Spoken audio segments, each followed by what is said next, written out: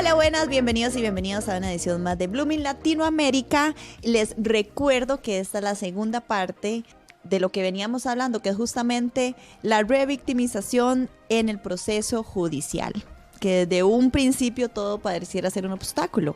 Y para eso, bueno, yo continúo aquí con esta gran profesional, abogada, especialista en derechos humanos, y ella es Nancy Marín Espinosa. Muchísimas gracias de nuevo por tenerte aquí. Bueno, conmigo, porque Ana se tuvo que ir, Nancy, ¿verdad? Ella tuvo que salir corriendo porque tenía una reunión y pues hoy no nos puede acompañar en este podcast, pero tenemos muchas cosas importantes que hablar sobre la revictimización en el ámbito judicial. Nancy, ¿cómo estás? ¿Tanto tiempo? Muy bien, muchas gracias, María José, nuevamente por la invitación y por este espacio tan importante para que las mujeres sepan a lo que se pueden enfrentar, cuáles son las herramientas que deberían tener para enfrentar un proceso judicial y saber que no es fácil, que es difícil, que claramente pueden ser revictimizadas, sí pueden tener acompañamiento psicológico para llevar un proceso de estos, ojalá que lo pudiesen tener para prepararse emocionalmente para eso.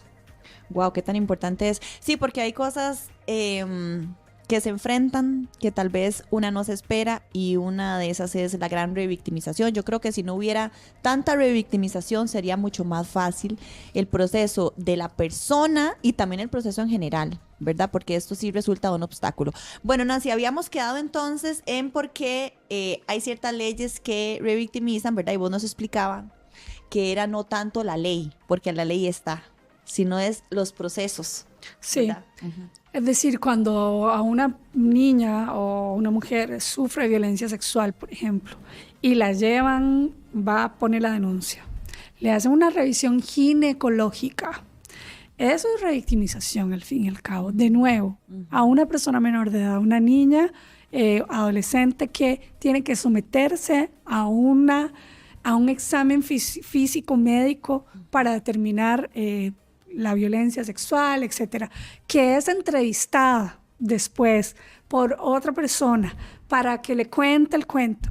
Llega al juicio y nuevamente tiene que dar su declaración sobre lo que pasó en ese momento. Es decir, es una cosa, y tiene que ir además a poner la denuncia y nuevamente tiene que echar el cuento. Entonces, es revictimizante el proceso judicial. Claro. Es necesario todo eso. Sí, debería haber ajustes para que no sea tan revictimizante, pero efectivamente el que haya una revisión ginecológica médica del momento puede hacer diferencia para que no haya impunidad. Si se encuentra restos, por ejemplo, de fluidos seminales, ¿hace diferencia? Sí, sí hace diferencia. Pero lo que me parece que no está bien o que no se aplican protocolos es, por ejemplo, hay una acusación de violencia sexual donde hay una niña embarazada de su violador. ¿Cómo simplemente sometemos a esa persona menor de edad a un proceso? Y estoy hablando del caso de la niña, ¿verdad?, que tuvo a la bebé que lamentablemente desapareció, ¿verdad?, que no la encuentran, de Cabril creo que se llama.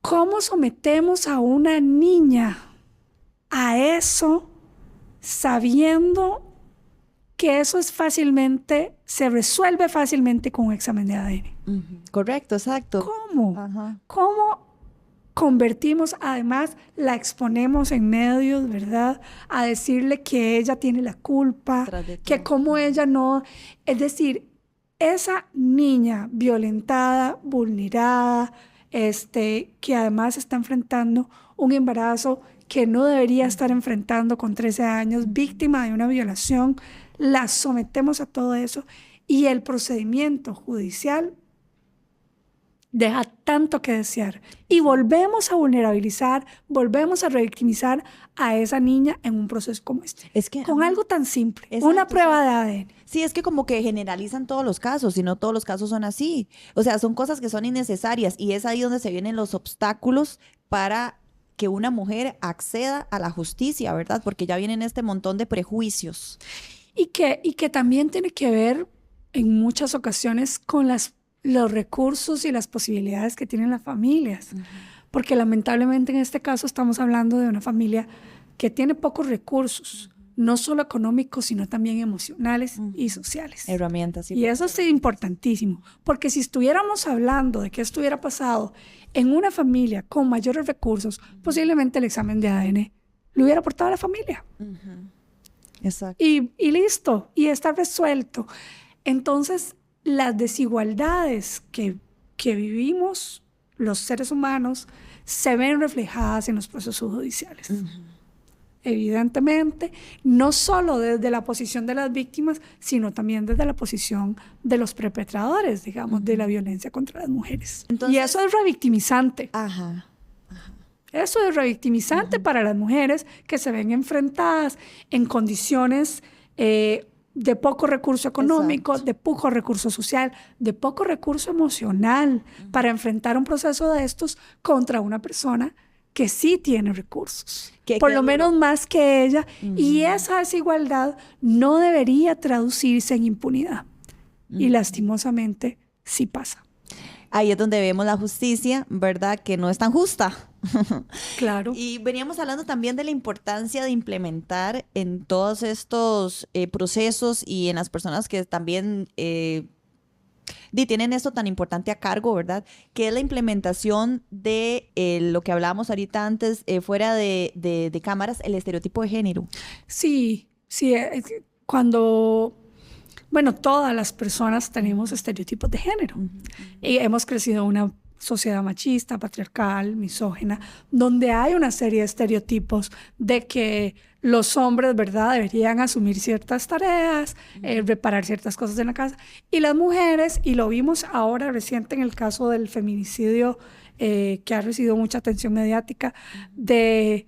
Si una mujer es madre, tiene que estar en la casa con sus hijos. Ese es un estereotipo de género. Si una mujer está casada, no tiene derecho a salir con ningún compañero de trabajo, a nada.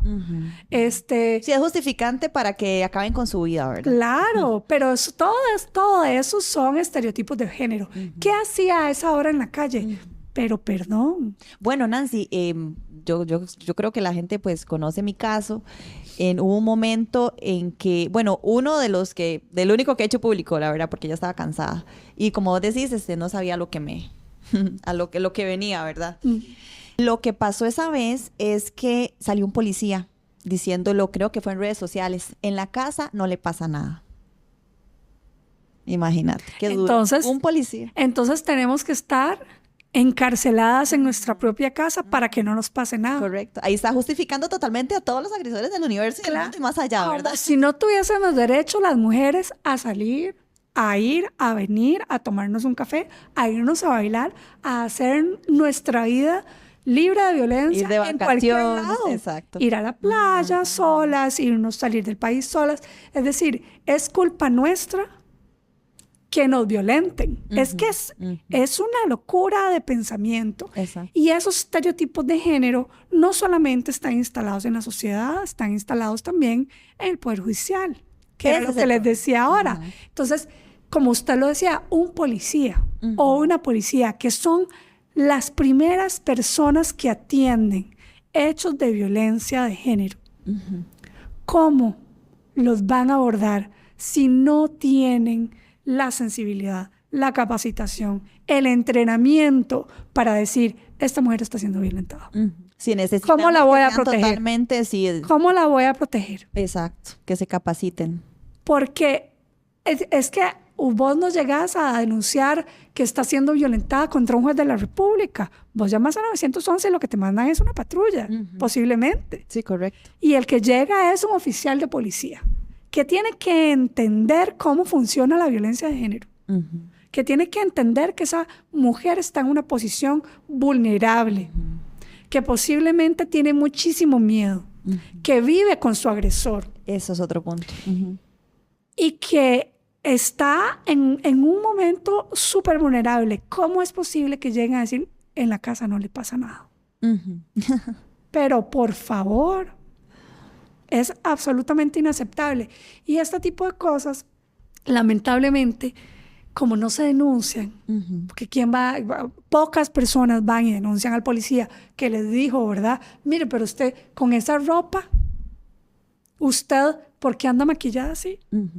A esas horas que anda haciendo en la Más bien yo calle. siento que esas personas son, o sea, son sospechosas. Eso es violencia. Exacto, y hay más bien que investigarlas a esas personas que hacen hay ese que tipo de... Sancionarlas. Y más que están en un puesto. Claro, Ajá. hay que abrir procedimientos administrativos y Correcto. sancionarlos. Correcto. Y se acaba el tema. Punto. Y se acaba el tema. Porque yo recuerdo, conozco un caso de violencia política. Era una cosa súper violenta. Cada vez que esta mujer hablaba en el Consejo Municipal, se oían abucheos, se oían chiflidos. Las mismas mujeres le decían, es que usted no hace el oficio en su casa. Veme lo que hablábamos, No el puede estereotipo de género. Las Eso sí era mismas cuerpo. mujeres. Eso sí era cuerpo porque Las ni siquiera mismas eran bases. mujeres. Exacto. Es que usted no hace el oficio en su casa. Es que aquí habemos mujeres que hacemos el oficio en la casa. No puedo Y creer. además venimos aquí. Usted, como tiene un trabajo de oficina, hace ese No tipo puedo de creer. cosas. Eso es violencia de género. Ajá. Entonces, ella... Sí, porque es que no tienen fundamento ni base. O sea, No, simplemente pero dar... además, eso no se le dice a un hombre. A Exactamente. un hombre vos no le decís que usted no hace el oficio en la casa. Ajá.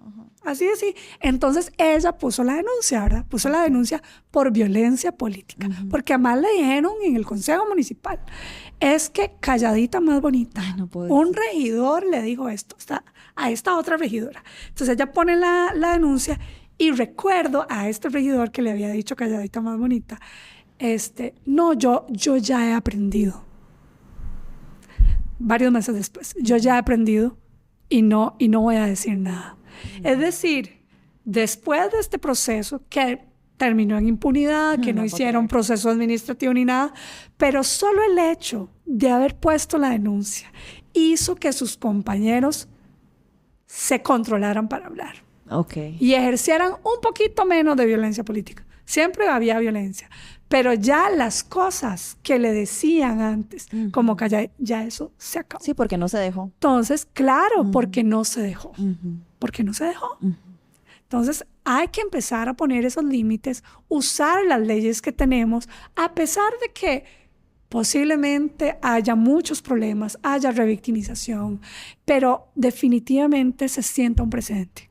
Correcto. Se sienta un precedente para decir, a mí me pasó, pero quizás a la que viene atrás no le va a pasar. Exacto. Y eso es lo que tenemos que pensar, definitivamente. Y ser, porque no hay que ser egoísta en ese sentido. Definitivamente uno, si yo estoy bien, las demás personas van a estar bien. Si las demás personas van a estar bien, yo también voy a estar bien. Entonces todo es un dar y dar, ¿verdad? Y es tan importante. Nancy, veníamos hablando también de los ejemplos que se dan en el ámbito judicial de revictimización. A veces, bueno, lo que hemos venido hablando, tal vez, como decía André la vez pasada, llega el PANI, saca a los niños y a las niñas demasiado de noche, es una cosa que una sabe que son procesos, digamos, necesarios de sacarles, ¿verdad? Y todo, pero es la manera en que se hace. También lo que veníamos hablando también por fuera, de que muchas veces el PANI, justamente también hablando de él, es como más reprochador a la mujer que al hombre. Estos casos, estoy diciéndolos así, ¿verdad? Random, que tal vez, sí, ok, vaya denuncie, pero resulta que notifican al hombre y es que vive con la mujer y entonces más bien le va peor. Que cuando, por ejemplo, decía André también la vez pasada del INAMU, que muchas veces las mujeres no tienen ni siquiera a dónde ir, ¿verdad? Entonces ese es otro problema, también ahí se vuelven a revictimizar. O sea, ¿cuáles son algunos puntos de mejora tal vez que podamos tener? Creo que para mí la institución que necesita trabajar fuertemente en esos temas de las que mencionaste es el PANI, de número uno. Porque es una revictimización a las mujeres en particular, dejándonos como ciudadanos de segunda categoría. Como si fuésemos, y aquí hay algo que voy a decir, yo entiendo el interés superior del niño, que las niñas, los niños y los adolescentes tienen derechos que deben ser garantizados y respetados, y el PANI debe garantizarlos, pero eso no significa de ninguna manera que el PANI tenga derecho a violar los derechos de las mujeres. Muy bien. Ni a aplicar los estereotipos de género que aplica, ni los reproches que le hacen a las madres de familia porque son mujeres y a los varones no se los hacen. Porque el interés del PANI es el interés superior del niño, no violentar los derechos humanos de las mujeres. Y entonces el reproche hacia una madre es distinto, el que hace el PANI, que el que hace ante un varón. Y eso no está bien. Porque los encargados de la guarda crianza de una persona menor de edad son el padre y la madre. Y el reproche debe ser igual para ambos. Y si el PANI tiene que capacitar a todo su personal para entender eso, pues que lo haga. Exacto. Porque además hay responsabilidad estatal. Porque el PANI debe respetar los derechos de las mujeres. Y también de los niños y niñas. Exacto. De primero. Eso es lo primero. Yo no tengo ninguna duda de eso. Pero no se vale que por intentar garantizar esos derechos, que a veces no lo hace bien, exacto, y respete los derechos de las mujeres.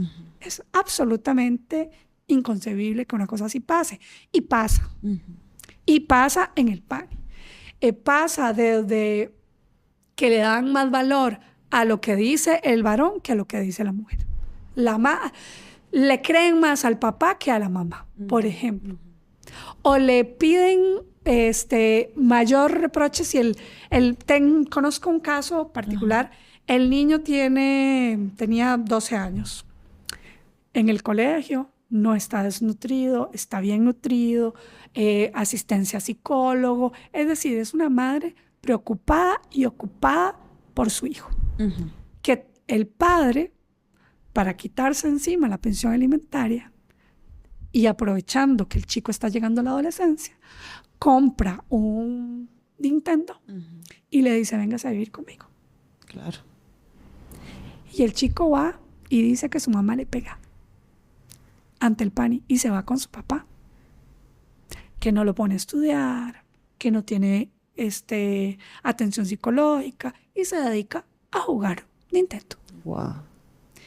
Y el reproche del PANI es hacia la madre, sin analizar nada de la situación familiar que está ocurriendo con un padre ausente. Qué falta de análisis. Que no lo iba a ver. Es decir, pero el reproche siempre es mayor hacia las madres, claro, que hacia los padres. Y ese es un estereotipo de género que tenemos que quitar de la institucionalidad, porque todavía uno podría decir desde lo social, bueno, si ella piensa que la mamá tiene que cumplir más o menos, da igual, pero un funcionario público que está a cargo de cosas tan delicadas como esta no puede tener ese sesgo de género. O sea, Nancy, ¿cómo es posible que eso sea tan delicadísimo y sea tan importante de quitar todo esto que es el estereotipo de género, ¿verdad? Dejar de implementarlo. Yo sé que es algo a veces hasta sin querer, ¿verdad? Como decimos, por el sistema. Pero qué tan importante es ya deshacernos de todo esto, o sea, de todo lo que es el estereotipo de género, totalmente.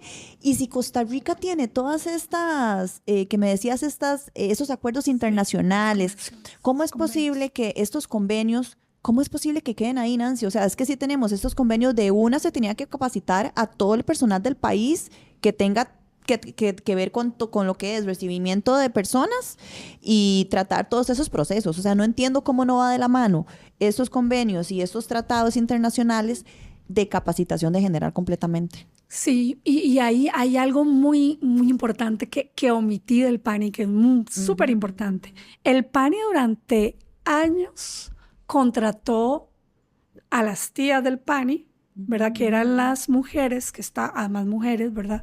Que estaban en los albergues 24/7 con 20, 15 niños. Wow. Cuidando los 24/7 niños con problemas, ¿verdad? Con dinámicas muy particulares que requieren una atención muy particular. Y tenían que trabajar 15 días seguidos. ¡Wow! No, ¡qué tortura! Ninguna mamá en este país tiene 24/7 a sus hijos. Y ninguna mamá tiene que cuidar 20 niños al mismo tiempo. Y la Sala Constitucional de este país dijo que estaba bien eso. ¿Pero cómo lo permitieron, Nancy? Que estaba bien eso porque ejercían una labor de madre. Ve el estereotipo de género que hay detrás de esto. Es decir, estas personas eran trabajadoras del PANI, no eran las mamás de estas personas menores de No, y edad. ese trabajo es esclavizante. Y no tiene, es que yo no conozco a una mamá, o sea, que tenga 20 hijos. Y que del cuidándolos. mismo PANI haya salido ese argumento, como que no, es trabajo de madre. La sala constitucional, no el PANI. Imagínense. Vaya, todo, diga la el sala PANI. constitucional. La sala constitucional de este país dijo eso, para que veamos dónde llega el estereotipo de género. El estereotipo de género llega hasta los altos magistrados de la sala constitucional de este O país. sea, que la gente sepa que está tan arraigado, ¿verdad? Y Costa Rica, este proceso fue llevado ante la Comisión Interamericana de Derechos Humanos y la Comisión Interamericana de Derechos Humanos aplicó los convenios Belén do Pará, CEDAW, y dijo, no, señoras, ya son personas trabajadoras que tienen derecho igual que todas las demás Claro. y tienen que llegar a un arreglo. Ahí estaban diciendo que Hasta- la mamá tiene que estar quién sabe cómo, entonces. No, qué Hasta hace pocos años estoy hablando. Wow. Y todavía no se ha indemnizado a estas mujeres que durante años tuvieron esa jornada y se sometieron a ese proceso tan desgastante simplemente porque cumplían un rol de mamá. No, hasta se me paró el pelo. Esas muchachas o esas señoras, o sea, tienen que ser indemnizadas, tienen que pagarse psicólogo. Pero tienen además que... tenían hijos No e te hijas puedo creer. que no las veían. Ay, no puedo creerlo. Entonces hay unos hijos más importantes que otros. Exacto, y nada de eso se analizó. Nada de eso se El analizó. estereotipo de género llega hasta ahí. Entonces son conductas que están arraigadas en la cultura que tienen que trabajarse desde el más alto nivel hasta el más raso. Exacto, Nancy, porque a veces vemos personas, como vos decías, ¿verdad? Tal vez policías que sí quieren ayudar, que sí son personas sensibles, ¿verdad? Que uno les ve en la calle y más bien te ayudan. Claro. Pero puña, muchas veces llega ya a instancias altas y ahí se perdió todo, nadie supo nada. Son mamás, tienen que cumplir 24/7 con 25 chiquitos, cuidando los 15 días seguidos. Es que no es normal.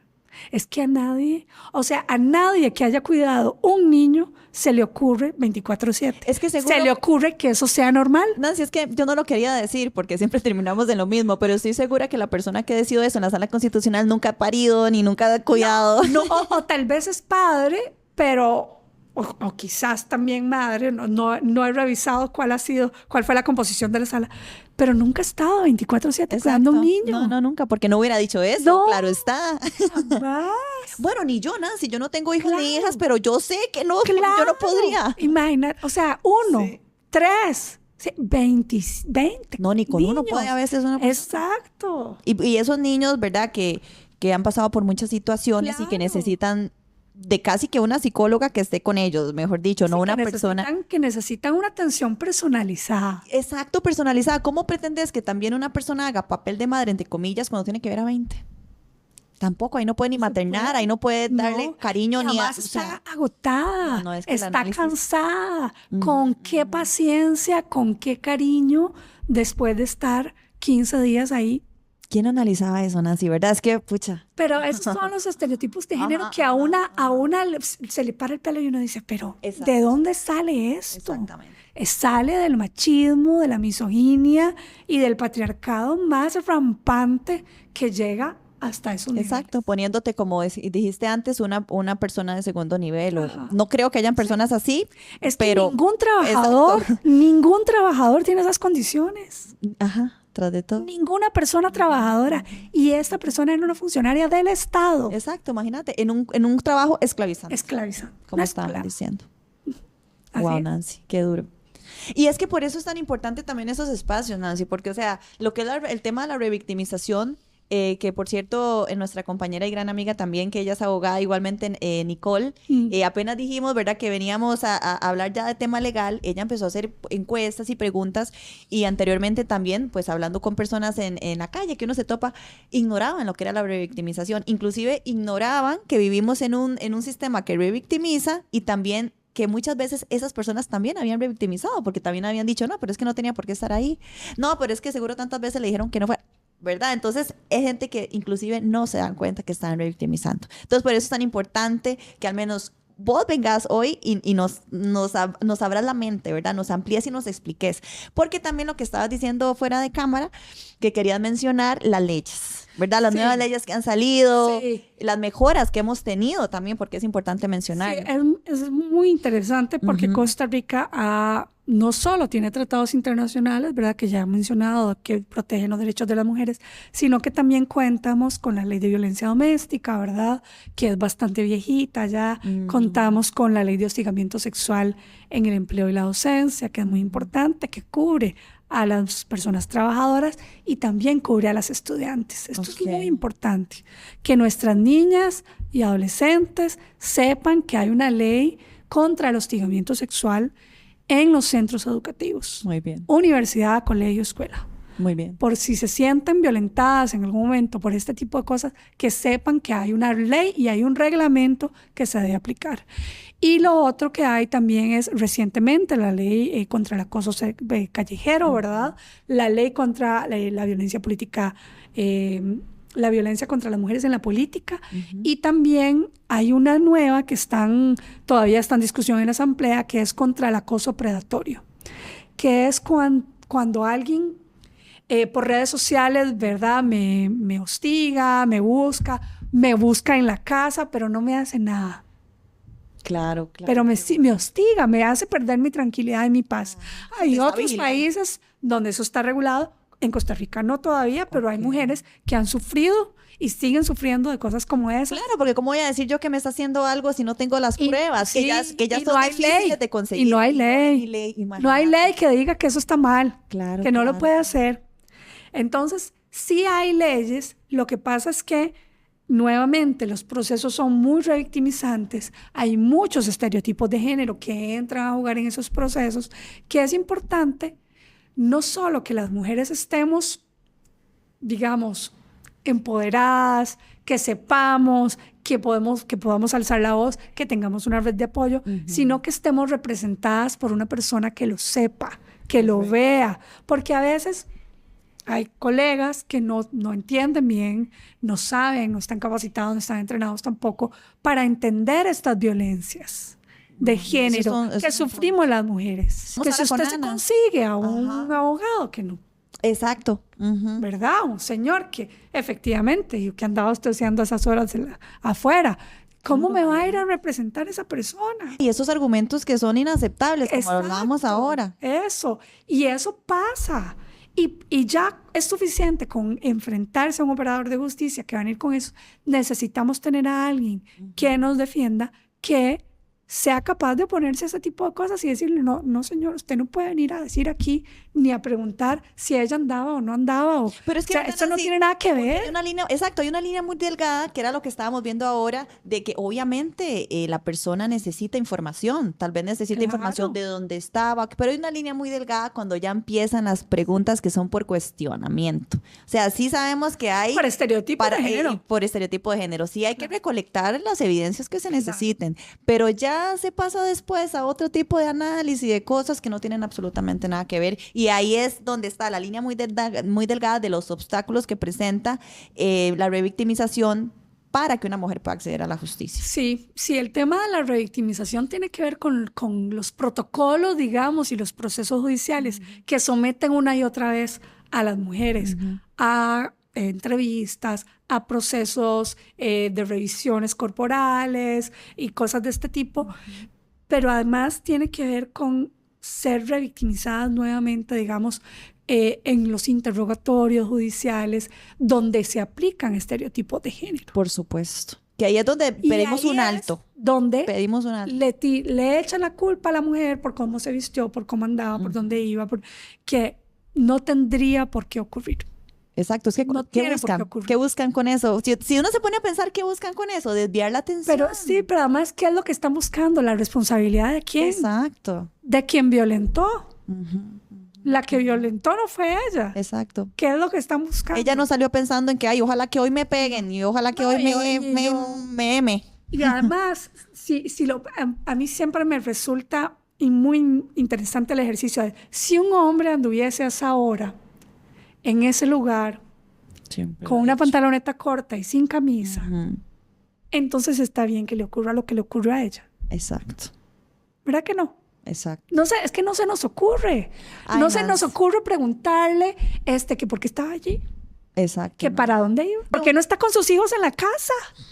Eso no se lo dicen, ¿verdad? Entonces, cuando uno hace ese análisis comparativo, dice, no, si esto no se lo pregunto a él, ¿por qué se lo voy a preguntar? Exacto, dele la vuelta, ¿Por porque qué? yo me ponía a pensar en eso, yo digo, puña, yo me acuerdo que inclusive hasta yendo para la U, que yo llevaba en aguas largas por lo mismo, porque yo decía, así nadie me puede tocar, imagínate, porque tenía que andar el coso aquí, porque yo estudio artes y el coso aquí. Por eso me compré carro, por cierto, porque yo dije, nunca más en la vida una cochinada me van a gritar ni me van a tocar. Y eso me impulsó más bien a tener carro, pero bueno, de la Yo creo que peor a manera. todas las mujeres de ese Es país nos verdad. ha impulsado a tener carro el haber sido tocadas en la calle. Exacto, y es de la peor manera, de verdad que nadie quisiera comprarse carro por esa razón. Pero me acuerdo que con esta agua larguísima se la ingeniaron para agarrármelo desde los tobillos hasta arriba. Y yo no me podía defender porque tenía, o sea, imagínense, parecía ahí como un pollillo seguro o fatal. Ya después me dio tanta cólera que así me fui y lo perseguí corriendo en la calle porque me dio mucha chicha. Ya eran tantas cosas, ¿verdad? Y yo sé que mis amigas, vos, todas hemos pasado por algo así.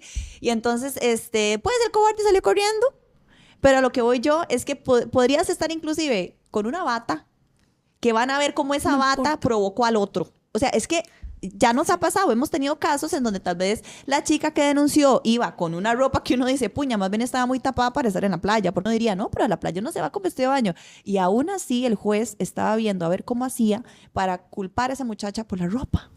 Es que ya ni siquiera importa con qué andes, o sea, la cuestión es juzgarte por algo. Es que nunca ha Exacto. importado con qué andamos. Exacto, es solo Nunca. una excusa. La violencia contra las mujeres no tiene que ver ni si somos mamás, ni por cómo nos vestimos, ni dónde andamos, ni a qué hora salimos, ni cuáles son nuestras obligaciones familiares.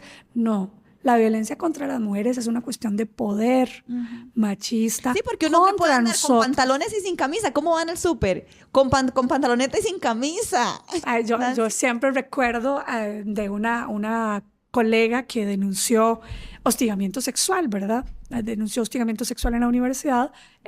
Echaron al profesor, afortunadamente. En ese caso se hizo justicia. Y después de que ella denunció, salieron todas estas otras a decir que ellas también habían sufrido. Y una compañera en un curso dijo, es que ella siempre andaba muy pelada. Qué cansado. Ella siempre andaba muy pelada y por eso, y entonces yo... O sea, es un cuerpo humano, es un cuerpo. Quien lo sexualiza es el que tiene el problema. Es que es lo que nosotras decimos Pero además siempre. hay una relación de poder. Él es un profesor Imagina. y ella es una alumna. No importa cómo se vista, no importa cómo llegue. Él tiene una posición de poder y tiene que respetar a sus Exacto. estudiantes. Exacto. Así le lleguen chingos a la clase. Como cuando dicen que una niña o un niño Es que andaba en agua corta, ay, juepucha. con 13 años. Y el huevón, ¿verdad? O, ¿verdad? También se han dado casos de huevonas, pero el huevón, que es el que tiene por favor, es que no hay ni que explicarlo. ¿Cómo le va a echar la culpa al menor de edad? Díganme ustedes. Es que siempre la culpa y la responsabilidad se trata como una estrategia de defensa de tirar sobre la víctima, utilizando estereotipos de género. Exacto. Y eso es lo que venimos aquí a visualizar y a de verdad pedir un alto. O sea, erradicarlo. Que ya conocemos toda esa información y el país sigue en lo que está, pues no, ¿verdad? O sea, ya sabiendo la información hay que hacer algo. Y seguimos, y muchas personas siguen hablando de la tontería esta, de la ideología de género. Eso no existe. De que están, ¿cómo se llama? Adoctrinando a los niños y niñas. Los niños y niñas tienen derecho a que se les respeten sus derechos. A vivir libres de violencia. O entonces le estamos diciendo a nuestras niñas y a nuestros niños que si andan un short corto, los van a violentar. Sí, que son Que eso les da derecho a violentar a una niña o a un niño. Eso no está bien como sociedad. Nosotros tenemos que empezar a revisar esas cosas. Exacto. Exacto. Una madre, un padre de familia, ¿cómo le va a llegar a decir? No, es que mi amor, si te pones el shortcito corto, mira, ten cuidado. O cuando le dicen, ay no, viene tal persona, entonces hay que cambiarse. O sea, entonces no se mete a tal persona. No se mete a tal esa persona. persona. No llega a mi Exacto, casa. no llega a esa casa. Claro. Es que son muchos puntos. Porque la responsabilidad la ponemos sobre la víctima. Exacto. Y no sobre los victimarios, que es donde corresponde. Exacto. Sí, porque a veces también se le puede decir a una niña o a un niño, como ha pasado, pero usted le dijo que no siguiera, ¿verdad? ¿O no? No le dijo. Entonces, ¿cómo iba a saber si a veces la persona se queda tiesa? O sea, si a un niño le da un ataque de pánico, se queda tiesa. A una persona adulta le va a decir que o sea, lo que tenemos primero que estar interiorizando es que quien sabe lo que está haciendo es el adulto. Es el adulto, correcto. El niño o la niña puede que no tengan ni siquiera capacidad de discernir qué es lo que les está ocurriendo. No sabe lo que está pasando. O puede paralizarse de miedo. La responsabilidad siempre es del adulto. Exacto. Entonces, siempre. Así estamos hablando de una niña de 13 o 14 años. La responsabilidad es del adulto. Exacto. Inclusive, hasta una persona adolescente. O sea, la responsabilidad siempre va a ser del adulto. Sí. Y eso tiene que quedar muy claro. ¿Cómo le voy a preguntar yo a una niña? Pero usted le dijo que parara, mi amor. O el niño, mi amor, usted le dijo que no siguiera. O sea, ¿cómo no? Pero más culpabilizándolo, revictimizándolo. Exacto. Porque usted no le dijo que parara, lo siguieron agrediendo. Exacto. Pero tenemos que analizarnos. Y Nancy, verdad que muchas gracias por estar aquí. Esperemos que toda esta secuencia, ¿verdad? O serie que llevamos sobre la revictimización en el ámbito emocional y legal, de verdad abra muchas mentes, aclare muchas dudas y quite muchas vendas que nos ha puesto en el sistema patriarcal. Y decirles a las mujeres que tienen derechos, que tienen que garantizarse sus derechos. El Estado tiene una responsabilidad frente a ellas. Y que si denuncian, bien, ojalá que lo hagan con acompañamiento, muy acompañadas, no solo de su núcleo cercano, de sus amigas, de sus amigos, de sus familiares, si es que hay alguno que les pueda acompañar, sino también de profesionales, pero también que si deciden no denunciar, eso también está bien. Correcto. A veces ocupamos una nada más que denuncie. La que tenga la mayoría de herramientas, que lo haga. Y que si están viviendo una situación de violencia en sus hogares, y esto lo digo con conocimiento de causa, que hagan todo lo posible para salir de ahí. Porque no sabemos si van a salir vivas. Posiblemente algunas no han salido vivas. Si sufren violencia, que salgan lo más pronto posible. Así es, que busquen de verdad que desde adentro la fuerza interior, que es muy importante, la seguridad en sí mismas, porque también a veces, como hemos hablado anteriormente, ¿verdad? Muchas personas tienen, han sido muy agredidas psicológicamente y piensan que solas no pueden, piensan que no pueden buscar un trabajo, piensan que si no están con esa persona que las agrede, no van a tener algo mejor. Y de verdad que yo creo que lo mejor está después del miedo. Recuerden que aquí estamos nosotras también, por si ustedes quieren hablar, necesitan alguna profesional. Aquí también está Nancy, que justamente en las redes sociales, Nancy la pueden encontrar como Nancy Marín Espinosa, ¿verdad?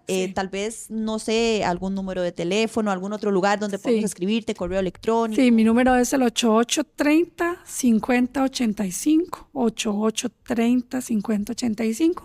Me pueden ubicar también por ese medio, con muchísimo gusto para servirles. Y eso, que ojalá no tengamos que vivir en carne propia lo que muchas familias en este país han pasado de perder a una mujer víctima de violencia machista. Exacto, Nancy, eso es algo muy importante. Yo siempre he dicho que ojalá que las personas no tengan que pasar por esto para dejar de revictimizar y para también ser un poco más empáticas, ¿verdad?